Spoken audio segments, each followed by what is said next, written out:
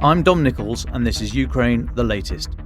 Today, as well as battlefield and diplomatic updates, we look at the who, how, where and why of Ukrainian resistance movements behind Russian lines. Bravery takes you through the most unimaginable hardships to finally reward you with victory. If we give President Zelensky the tools, the Ukrainians will finish the job. Slava Ukraini! Nobody's going to break us. We're strong. We're Ukrainians. It's Tuesday, the 2nd of July, 2 years and 134 days since the full-scale invasion began. Today, I'm joined by Assistant Comment Editor Francis Dearnley and Dr. Jade McGlynn, Senior Associate at the Centre for Strategic and International Studies and Research Fellow in War Studies at King's College London. I started with the latest news from Ukraine. First, let's go inside Russia. And a huge fire has broken out in the western Russian city of Kursk, with reports it's engulfed a large military base. So we're about 100 kilometres due north of Kharkiv at this point. Local officials said that over 60 firefighters are at the scene, which is believed to be the Central Aviation Technical Base. Now, unverified footage taken by residents and shown on social media shows large plumes of grey smoke rising above the facility. The military base is said to house a large number of vehicles used by Russia's Air Force. There's not yet been any official comment on the cause of the fire. Inside Ukraine, Russian attacks across the country over the last day have killed at least 4 people and injured nearly 50. This comes from regional authorities speaking earlier today. Attacks resulted in casualties in Donetsk, Kharkiv, Zaporizhia and Kherson oblasts. A school, kindergarten, medical institution, church and a farm and other buildings were hit in Kherson. Then in Chernihiv, Dnipropetrovsk, Luhansk, Mykolaiv and Sumy oblasts that also came under attack, but no casualties reported there yet. Into the Donbas, and over 5,000 Ukrainian villagers have been urged to leave the area as Russia continues its slow but steady and incredibly costly advance in the region, this part of eastern Ukraine. After 2 women were killed by shelling in the streets of Ukrainiansk, this is about 50 kilometers northwest of Donetsk city. The regional governor there, Vadim Filashkin, speaking on social media, said, "It is dangerous to stay here. Be responsible. Evacuate." Many, particularly elderly residents, though, have resisted calls to do so. Moscow's forces are also said to be trying to push again on the city of Toretsk, so about 40 k's north of Donetsk city. 700 residents from there have been evacuated in the last 3 days under constant bombardment. Local officials said Russian glide bombs have also been used in the town, a mining town in the Donbas, said to still have 5,000 residents there. Report here from Russia, so, alarm bells. But Russia says it destroyed 5 Ukrainian Su-27 fighter jets and damaged 2 more yesterday in a strike. Moscow's MOD put out footage which it said shows the Iskander-M missile attack. We are shown an area. So it's obviously an airfield. Smoke and flames can be seen above what is reported to be Mikhailov airfield. That's in Ukraine's Poltava region, sort of almost equidistant between Kyiv and Kharkiv, about 150 kilometers due east of Kyiv itself. Now, a Ukrainian Air Force official has confirmed that the attack on Mikhailov airfield did take place. We don't know exactly when, but the individual sought to downplay the significance. So Yuri Inhat, spokesperson for Ukraine's Air Force, said there was an attack. There are some losses, but not the ones the enemy claims. He said that late last night. Ukrainian sources said that prior to this strike, a Russian reconnaissance drone was seen in the area above the airfield. Mr. Inhat said there's not enough means to destroy reconnaissance drones. He said they are a very serious threat. It flies and reports everything in real time. Then Iskander missiles arrive in a couple of minutes. It's obvious. It continues, obviously, the call there for more air defense.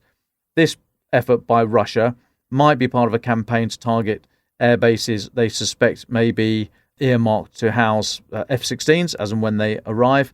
You may remember last Thursday, the airbase in Starokostyanivka in western Ukraine was attacked. That's about 200 kilometers west-southwest of Kyiv itself. So they seem to be trying to pick up their attacks on the air bases again. Okay, a couple more from me. RIA Novosti, a Russian state media outlet, again, so alarm bells, but just reporting what we see. They're saying Moscow's troops have captured and are studying an intact guidance system from a US-made ATACMS missile. RIA Novosti released a video set to very dramatic music showing a man in military uniform in a balaclava sitting in a warehouse inspecting the device. And behind him we see lots of shelves of landmines, missiles and other military hardware. The man then says, "We can, in principle, analyse the work of the missile systems at all stages of the flight trajectory, that is, the base of correction and how much it can be corrected because it flies along a complex ballistic trajectory." I think what he means is he can take it apart and have a look inside it. So the camera then zooms in on this alleged tracking device, shows a label that suggests it's part of an ATACMS. There's a serial number seen, but we can't verify any of this. Neither that report nor anything in the video footage itself explains how or when this device was said to have been captured. Obviously, Russia's making great hay with this. Viktor Litovkin, a retired Russian colonel, speaking to the online Lenta news portal, said that scientists would soon be able to identify any weak spots. He said, "We can reconfigure our surface-to-air missiles to basically shoot them down." Now, obviously, as I said, we can't verify any of this, but it is in many ways to be expected, just like tanks and other equipment. As soon as you put them into the field, you should expect that some are going to end up in the enemy's hands. However, it's one thing to know how to reverse engineer captured equipment. It's quite another to be able to source all the sophisticated parts and what have you required to build something like this. And although we know Russia is quite adept at sanctions busting in certain areas, it's not going to be a quick turnaround to reverse engineer and ATACMS and work out how to defeat them. You need to steal and import an awful lot of washing machines to get the electronics to do that. Okay, last one from me. President Zelensky has said that Moscow's casualties are 6 times higher than those suffered by his own forces. This also came, so yesterday I spoke about the interview he did with the Philadelphia Inquirer. This came from that interview as well. President Zelensky said the ratio, Russian losses to Ukrainian, used to be 4-1, but due to the very heavy fighting north of Kharkiv and in the east on the Pokrovsk area, so northwest of Donetsk city, it's gone up to 6-1. Although Russia has more troops on the battlefield, he said, quote, "We care for our people more." Now, Ukraine's general staff says today that Russia has lost over 540,000 troops since the beginning of the full-scale invasion. So that's dead, wounded, missing and captured. That includes 1,280 Russian casualties that they say was just yesterday alone, Monday, 1,280. Incredible, as we've reported before and will continue to do so. Okay, I'll take a little pause there. Francis, what have you been looking at on the politics and diplomatic front? Thanks, Dom. Today offers a good opportunity, I think, to take stock after a pretty momentous week for Western politics, with potentially major implications for Ukraine. So let's start with the big surprise news today. Hungarian Prime Minister Viktor Orban has landed in Kyiv for talks with President Zelensky for the first time since Russia's full-scale invasion. This visit by Orban, of course, well known as the chief outspoken critic of Western military aid to Ukraine in Europe, comes a day after Hungary assumed the rotating presidency of the European Union Council for the next 6 months, something it has every right to assume as a member, but which isn't the best timing from a Kyiv perspective, as it will effectively have a more unfavourable EU bureaucracy framing international discussions about the war over the period in which the US will be electing a new president, and there are several other Western nations going to the polls. And by the way, just since we're talking about these rotating leaderships of international organisations, Russia has also just taken over the chairmanship of the UN Security Council again, as is its right. Unsurprisingly, it's decided not to put Ukraine on the agenda for this month. But back to the EU. So the most important topic of the talks is the chance to create peace. That was Orban's press secretary today, doubling down on Orban's calls for an end to the war, even if that means ceding territory to Russia or worse. As you'll know, Orban has frequently opposed EU initiatives to support Ukraine in its defence against Moscow. This, unsurprisingly, has led to deteriorating relations between Ukraine and Hungary, already strained from before the war. And we learned today that reports suggest the only reason this meeting was able to go ahead at all was after negotiations on the rights of the ethnic Hungarian minority living in Ukraine. So it sounds as if Orban wanted something before he was willing to sit down with President Zelensky. I won't give the full history of Orban's obstinacy with regard to Ukraine. Goodness knows we've talked about it enough. But I think his stance is easily discerned from his decision to join Russia in attending China's Belt and Road Summit in October last year. I think that was a very strong visual signal, if nothing else. And, of course, the numerous stumbling blocks he's caused within the EU over sanctions packages and weapons deliveries. And just finally on Orban, because it is so important, Joe Barnes has written an in-depth piece of analysis on Orban's announced plans for a new hard right bloc in the EU's parliament that will, as part of that, oppose aid to Ukraine. He wants to be joined by allies from Czechia and Austria in an attempt to form what he calls the New Patriots for Europe. In a press conference over the weekend, he said historians will decide in a few years' time how important this day was. We think this is the day when European policy begins to change. The Brussels elite is resisting. They do not accept the decision of the European voters. They don't want to change. They want to hold on to the status quo. That is unacceptable. That is why this current joint group and platform is being created.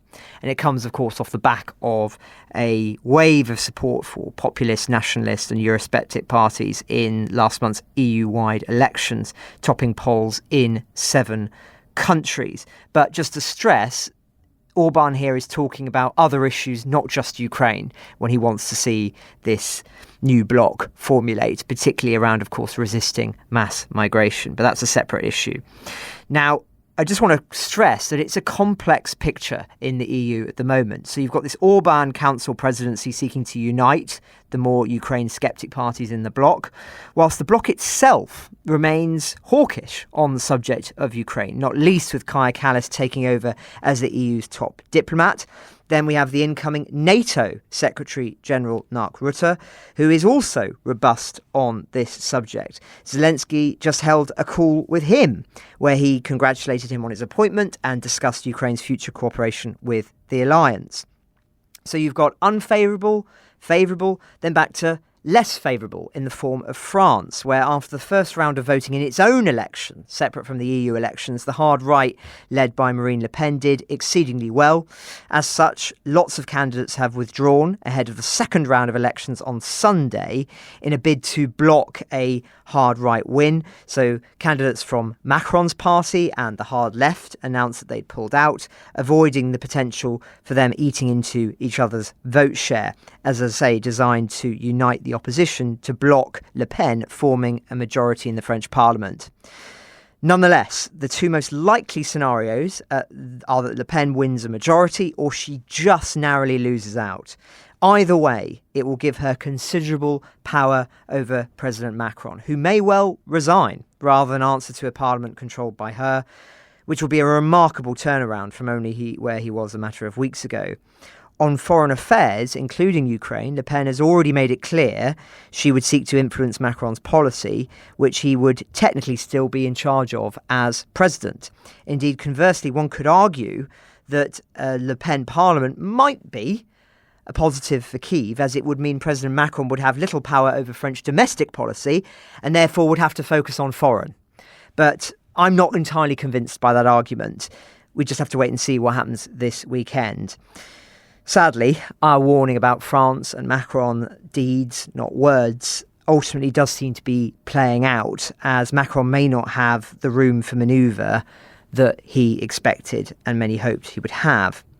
Now, the other country, of course, where a president may be hamstrung is the United States. Now, don't worry, I'm not going to repeat all the commentary about Biden's debate performance last week, only adding that I've been quite struck by the number of commentators who've said words to the effect that, he may not look great, but he's still fine to perform the duties of president, trust us. Well, that view, apparently expressed at the very highest echelons of the Democratic Party, seem to forget a fundamental rule of politics, that power is a question of perception, not necessarily reality. And the perception of President Biden is, rightly or wrongly, that he is not fit for another 4 years in the White House, something that many would argue has been clear for quite some time, at least as far as international observers are concerned. So this is going to be a pivotal few weeks. Evidently, there is a concerted effort among certain Democrats to see Biden removed before the convention, but it seems that their momentum is stalling, and it may already be too late, hence why others are very keen for Biden to remain in office and hope that he will have enough support to win the presidency again. Suffice to say, many would now consider Trump as the most likely candidate to win the presidency. So that would have enormous ramifications for Ukraine and indeed the entirety of the West. Since we're on the subject of elections, just one last thing. Of course, Britain faces its own election on Thursday, with Prime Minister Rishi Sunak almost certain to lose the election decisively. Because of that, he is now batting on almost every issue in the hope to win back votes, including Ukraine, which hasn't really been a hot topic on the campaign trail. But he warned about the dangers of a Labour government taking over. Said you have to back up words with actions. We're investing more in defence. If Keir Starmer's Labour is in charge, those plans are going to be cut. That's going to send a signal of weakness to our adversaries and to our allies, and crucially will mean that we won't have the funding to continue providing multi-year support for Ukraine. Now, many would dispute that analysis, but it is fair to say that we don't really know what the foreign policy stance Labour will adopt from day one and how assertive they will be on Ukraine in particular. They've made comments, observations, remarks, and have made certain promises, but we just don't know. It's a very complicated picture on foreign affairs at the moment. There's a lot of unanswered questions. But ultimately, why should they need to answer them when they're so far ahead of their rivals in the polls? As Napoleon said, never interrupt your enemy when he's making a mistake. And ultimately, Labour can just sit back, I think, and wait for them to win a huge majority on Friday morning. But we will see where we stand in a few days' time. Lovely. Thanks, Francis. It's now a very great pleasure to reintroduce to the pod Dr. Jade McGlynn, Senior Associate at the Centre for Strategic and International Studies, as well as other bits and bobs. Jay, great to have you back with us. Now, you've got a new paper out called Crossing Thresholds, Ukrainian Resistance to Russian Occupation. I've had a quick squiz through it. It provides fascinating insights into Ukrainian resistance in the occupied areas, as well as how it fits into the wider war, how you conduct resistance, and some of the personal stories of people involved. Unfortunately, we've not got time to do it all justice. We will put links in the in today's episode notes for people to find it themselves. But what would you say is the current situation for Ukrainian resistance in the occupied territories? And what form is it taking? How are people resisting? Welcome back to the pod, Jade. Thank you for the invitation. I mean, in terms of how people are resisting, it's in all manner of ways. And I think a lot of the time it depends on the individual and also what they're experiencing on the occupied territories, because some of the torture, rapes, etc. can be quite a radicalizing experience for some. For others, perhaps they are not directly affected, but they just still very strongly feel their Ukrainian identity. And so there's quite a lot of different factors. And of course, I wasn't able to interview a large number of resistance fighters because of the difficulties of even interviewing a few of them. And you have non-violent resistance and you have violent resistance. But in some ways, it's not always that helpful to make it such a binary, because the violent resistance depends on the non-violent resistance, in the sense that it's that feeling that you see a blue and yellow ribbon, like with the sort of very common, the yellow ribbon movement, which is quite a widespread peaceful resistance movement. If you see that, it's going to make you feel much more confident, much less alone, like you're not going insane, like there are people who still, who think like you. And similarly, of course, the active resistance, in the sense of the violent resistance, also sends a similar message. So there's much more of a symbiosis. I think both are necessary in the views of those active resistance members that I spoke to. But one of the reasons the main reason I wanted to write it is because, I spend a lot of time in the deoccupied territories and I spend a lot of time in East Ukraine. And I just heard so many stories. So many stories, many of which the overwhelming majority of which I couldn't include within the report for different security reasons. But it just felt then when I came back to the UK or travelled around Europe, people really aren't talking about the occupied territories. And ultimately, if we want to truly understand Russia's war aims, and what would be the consequences of, let's say, just giving even more territory to Russia, which is what Russia demands to even start negotiations, let alone in negotiations, then I think we all have a moral duty to know what we are condemning people to. And it's not very nice, I think, to sum it up. People who want to understand the details can of course read the report. Thank you. I'd like to zoom in down to ground level shortly, if I may. But firstly, if I could sort of draw back a little bit, what's the relationship between the resistance movements and Ukrainian state, Ukrainian secret services? And what ways can external supporters, both governments and us and individuals, how can we help? So in terms of the relationship, again, of course, it can depend in different regions. It's different. I mean, there's a lot of cooperation with the Special Operations Service, so for example, the resistance provide the coordinates, and then the Special Operations Service will use that to target, for example, a bakery in Lysychansk where there are a number of, say, occupation officials, or to target like the Luhansk military headquarters. So that's the most obvious way. The other way is that actually, before the full-scale invasion, military intelligence, they worked with a number of kind of active, patriotically involved volunteer movements, people who had kind of been doing the rounds since the Orange Revolution, or at least since the Maidan in 2014, and set up a number of sort of training schools of like citizens' defense. And these also became the basis among, let's say, some of the most capable attendees. This also became the basis for setting up cells that would form the active resistance should the city or the area fall under active resistance. And of course, a number of those of such individuals are still there. In other cases, it was just volunteers. I use the example of Sumy, and that was really just a case of local volunteers coming together because there wasn't much Ukrainian army presence around that time. And actually what they achieved, considering, they hadn't really had any training and they were just volunteers, was quite remarkable.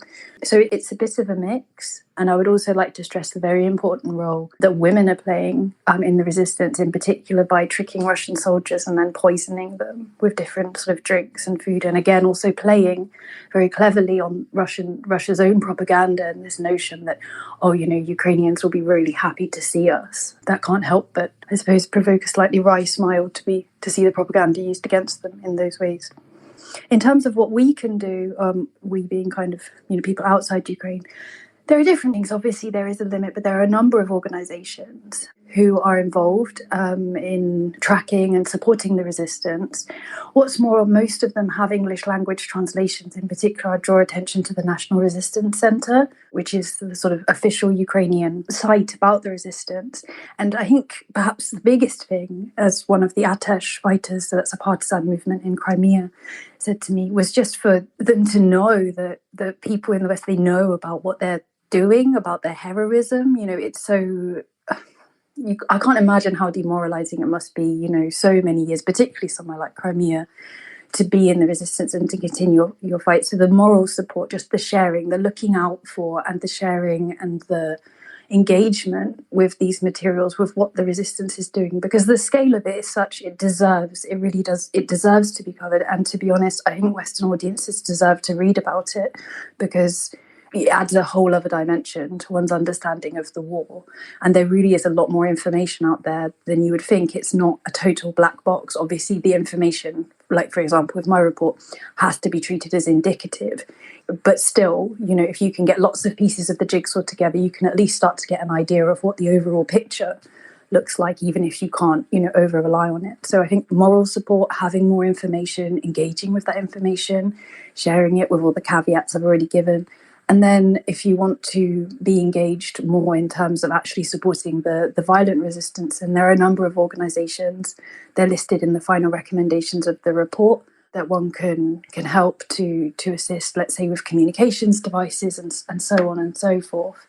And actually all of the recommendations that are provided at the end of the report are, well, I suppose they are my recommendations insofar as I wrote them down into English, but they're actually all taken from the recommendations that different active resistance members gave to me. So they are my recommendations, but they're also not really. I took them from my interviews. Fascinating stuff. Thank you. A couple more from me before I hand over to Francis. One of the soft C criticisms of this special operations executive in the Second World War, the sort of behind the lines partisan sabotage movements was that it didn't actually do much militarily. Now, the counter argument is that it did a huge amount for morale, shoring up the morale of those in occupied, mainly France, but elsewhere across the world. And it did have some military effect. So where do you stand on that, on the how much military effectiveness these groups can have, or is it just morale? And secondly, what do they see and what do you see as the measurement of success of a partisan and resistance movement such as these? On the first point, I think the SOE isn't the correct point of comparison, because that would be more like, what is the success of Ukrainians doing raids into the occupied territories? I think the better point of comparison would be the resistance in France. And there, I mean, we have kind of quite specific examples of different ways that they enabled and made very tricky military operations. In the report, I talk about, the role of the French resistance in locating and explaining where the German defences were ahead of D-Day, of Operation Overlord. I mean, I think that it's incredibly important because it's a constant reminder to the Russian occupiers that they, that this is not their land, that they are not welcome. And to be honest, the scale of resistance is such that I think it's better really to qualify this almost like an insurrectionist campaign. Now, will this make any difference at the moment while Putin is in power? Possibly not. But I think as the situation in Russia degrades, as certain things that still remain sustainable may not remain sustainable forever. I think this will play, a very important role. And of course, it adds to the ability to mobilize fighters in Russia, the ability to perform the settler colonialism that Russia's practicing, having shipped 100,000 different Russians, different types of Russian citizen into the city of Melitopol, for example. It also makes that more tricky. And again, I think that's where the coverage is important because, many Russians may not necessarily know about these things until they arrive to buy their new apartment by the sea, stepping over the corpse of the last inhabitant. They could know if they wanted to, but they choose not to. But I think the more noise that is made about just how unwelcome Russians are in the occupied territories, I don't see how that can be a bad thing. In terms of what do I see as the aim, I mean, my report is not, I'm currently in Oxford. I don't have any moral position to suggest, that people should or shouldn't resist. None of us know how we would behave under occupation, though I think it's normal to be in total awe of the heroism of the people who do resist, given what awaits them if caught or even suspected. But I think their purpose is simply just that they are on their land. I mean, what would you do, I guess, if somebody came to your house and starts raping your family members? You're going to resist. I mean, it's actually quite a normal, natural human reaction. And sometimes not everything can be decided on rational terms. I think that they have the right to resist. And I think that it will make these territories reintegration into Ukraine when that day comes easier. And I think it sends an important message as well, because we have a lot of Russian propaganda, sometimes covered by, quite mainstream outlets. I'm thinking of the ITV documentary where he went into Donetsk and was taken around by the Ministry of Foreign Affairs guy from Russia who, made sure everything was framed properly. I'm thinking of ZDF and their coverage of how lovely Mariupol looks after the Russian rebuilding. You have this propaganda that sort of suggests that actually everything is fine in the occupied territories, that life is getting on and that actually Russians are really supported there. And I think that with the exception of Crimea, you can't really talk about much indigenous support for Ukraine. Obviously, the areas of Donbas and Luhansk that were occupied since 2014, I think you can make an argument that some of them hate Ukraine more than they hate Russia, but that's not quite the same thing as loving Russia. And in the newly occupied territories since 2022, I don't think you can make that claim at all. And we've got an incredible amount of polling information before then. The only way that you could come to that conclusion is if you wanted to include the opinions of the settler colonialists who've come directly from Russia since 2022. And I don't think that's fair, particularly if we're not including, the millions of Ukrainians who had to flee those areas. Last one for me before I hand over to Francis. What's the response been from Russia? What do they do to people if anyone is caught, or what adjustments have they made to their processes or their forced laydown or anything like that to show that they are actually taking account of this or even scared about this type of activity against them? They're terrified. I mean, they've made quite huge. So, for example, in many areas, which is why I spoke about communications devices earlier, in many areas, particularly in Luhansk recently, there was a real uptick in active resistance activities, and so they just shut down like all forms of communication throughout like this particular region that was affected. They're constantly sort of breaking communication lines if they feel like the resistance is there, and of course, absolutely everybody is punished for any sign of Ukrainianness, whether that's people being dragged out of their homes and tortured or thrown into basements and often tortured, because somebody's denounced them even for speaking Ukrainian in some cases. I've heard several cases of that happening. There's organised raids where librarians go around with National Guard officers to check whether or not people have Ukrainian books in Ukrainian. If they do, they give them Russian books and they take the Ukrainian books, and the Ukrainian books are burned. I mean, I could send you so many videos of burning Ukrainian books. It's an effort to stamp out Ukrainian identity.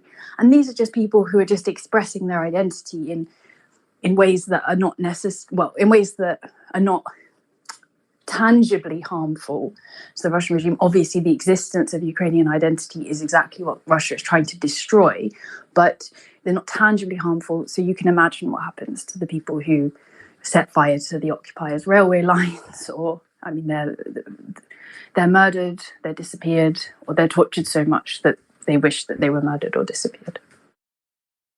Jade, thanks so much for your time today. It's great to hear about this report from you. I've read it last week, and I think it answers so many of the questions that we've had about the occupied territories for many, many months now. So I really commend your work, and I hope that listeners will take the time to go and read the full report, which, as Dom said, will be in the show notes. I mean, something that jumped out to me in it is just the level of Ukrainian resistance. I mean, you cite that 60% of Ukrainians on the occupied territories have refused Russian passports, 80% have refused to put Russian license plates on their cars. I mean, this really dispels quite a popular misconception, I think, that people have had for a long time, in part in response to the Russian propaganda, of the idea that the occupied territories are basically either full of Ukrainians who support Russia or have been very, very effectively controlled to the point that there is no resistance left, that it's been crushed. I wonder if there are any other misconceptions that you think your report and the people that you spoke to have highlighted through doing this investigation. Well, I wouldn't say that I'm the first person to point out probably any of these misconceptions, but I think also the fact that these areas, I mean, most of the people in the resistance speak Russian. And I think I used the example, obviously, especially having Irish roots myself, of, just because an Irishman speaks English doesn't mean he would like the British to come and retake Dublin. And it's a pretty similar situation. And also, that this concept of ethnic Russian, it just doesn't really work in Ukraine, because there's been so much, through empire, there's been so much intermingling that essentially Russian is more like a political choice as understood. The other area I think that, I'm not sure if the report does this, but I do think it's an important misconception to pick apart, is that in some ways, of course, we're going to talk about the occupied territories, and, I do it too, but really we're talking about three quite different regions because of their experience under occupation. I think you have Crimea, which is in one kind of box, which, hadn't really seen any war fighting after 2014 until 2022, hadn't really had any attacks, and had been part of the Russian Federation. Then you have Donetsk and Luhansk People's Republic, those so-called, those areas of Donetsk and Luhansk regions that were occupied after 2014, and they were essentially run as gangster states with kind of a Soviet aesthetic.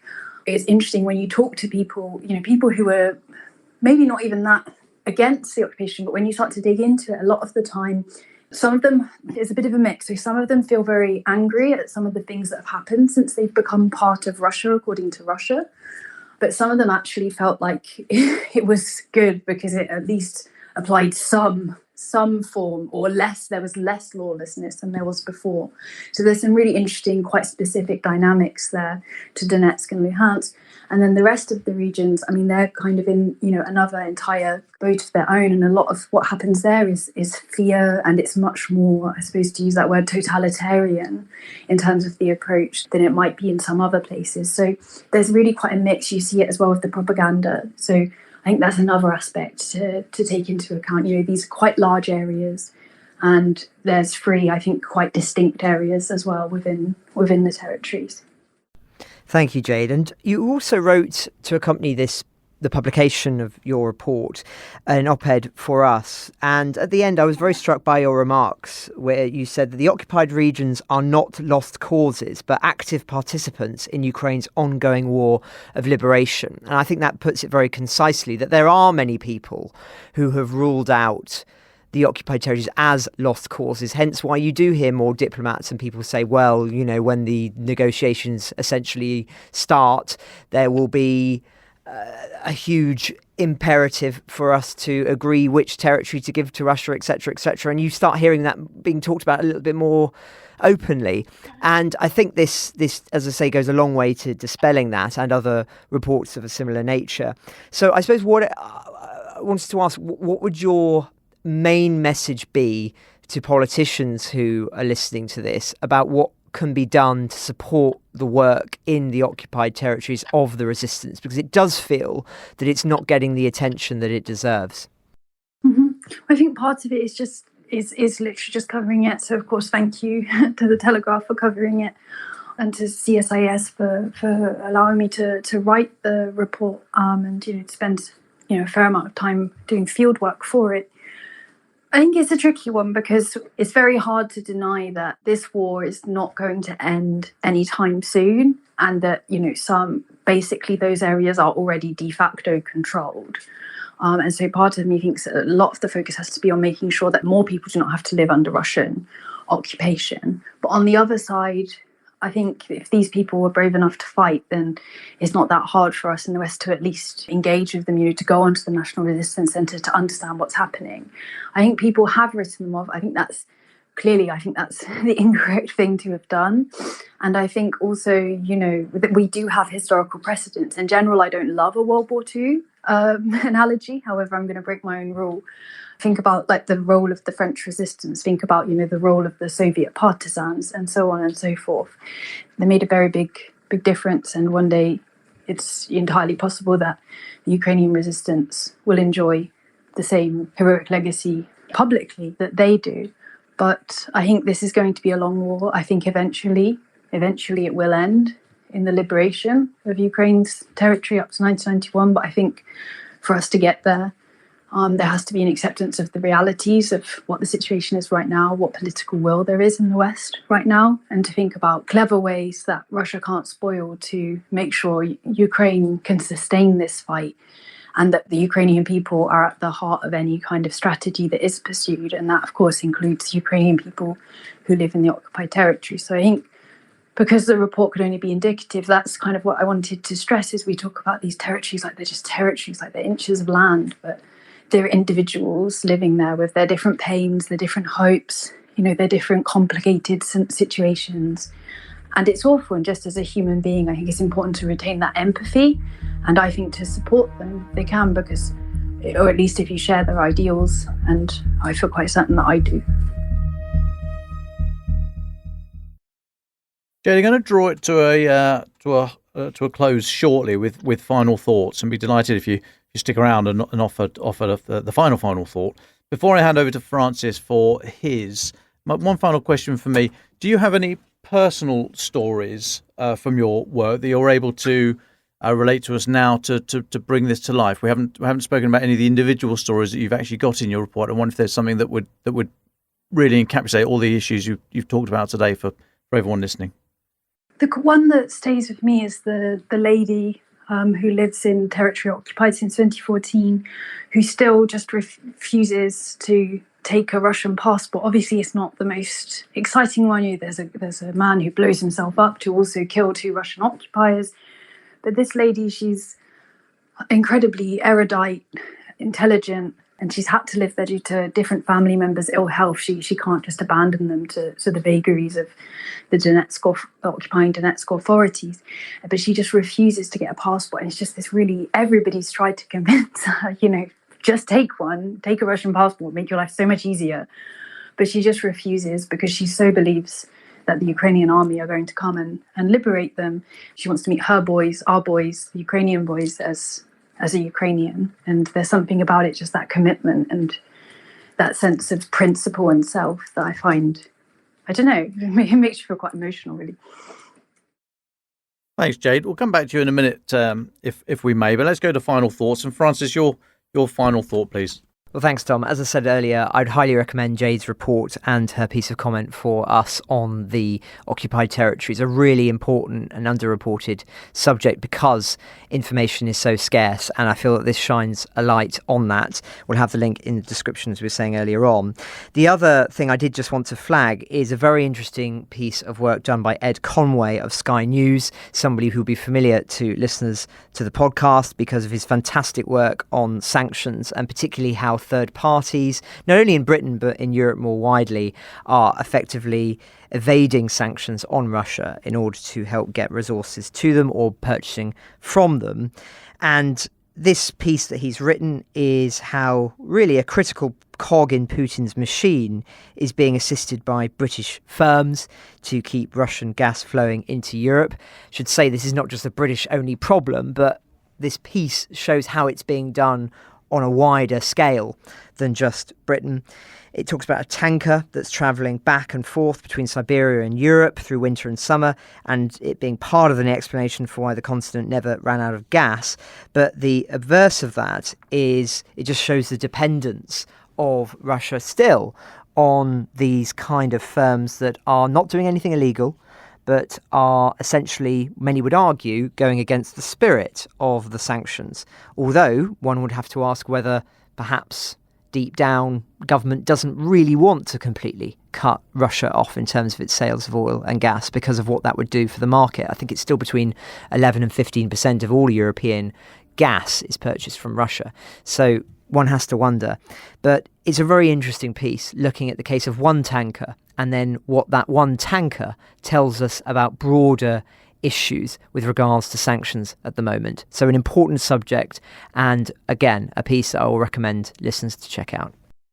Well, I'm going to come back to Francis's comment around the Prime Minister's remarks, which I think are very unhelpful in terms of adding to polarisation in society and also nonsense. Labour has admirably shown has admirably kind of reintroduced the bipartisan consensus on foreign policy. Labour is very steadfast to continuing the UK's great support for Ukraine. John Healey's will probably most likely be a wonderful Defence Secretary. And also, you could even make the argument that given Labour is planning to be much tougher on issues like illicit finance and so on, they are arguably stronger on Russia. So that was my final thought of the day, that aspect, whichever way people want to vote, that's a nonsensical aspect to bring into people's decisions because it's just simply not true. And people can read Labour's manifesto to see what it says about Ukraine, and they can see the picture of Keir Starmer with Zelensky at the D-Day commemorations, no less. Ukraine the Latest is an original podcast from The Telegraph. To support our work and to stay on top of all of our Ukraine news, analysis and dispatches from the ground, please subscribe to The Telegraph. You can get your first 3 months for just £1 at www.telegraph.co.uk/Ukraine the Latest. Or sign up to Dispatches, our foreign affairs newsletter, bringing stories from our award-winning foreign correspondents straight to your inbox. We also have a Ukraine Live blog on our website, where you can follow updates as they come in throughout the day, including insights from regular contributors to this podcast. We also do the same for other breaking international stories. You can listen to this conversation live at 1 p.m. London time each weekday on Twitter or X Spaces. Follow The Telegraph on X so that you don't miss it. To our listeners on YouTube, please note that due to issues beyond our control, there is sometimes a delay between broadcast and upload, so if you want to hear Ukraine the Latest as soon as it's released, do refer to podcast apps. If you appreciated this podcast, please consider following Ukraine the Latest on your preferred podcast app and leave us a review, as it helps others find the show. Please also share it with those who may not be aware we exist. As the disinformation war ramps up, we are relying on your support more than ever. You can also get in touch directly to ask questions or give comments by emailing ukrainepod@telegraph.co.uk. We do continue to read every message.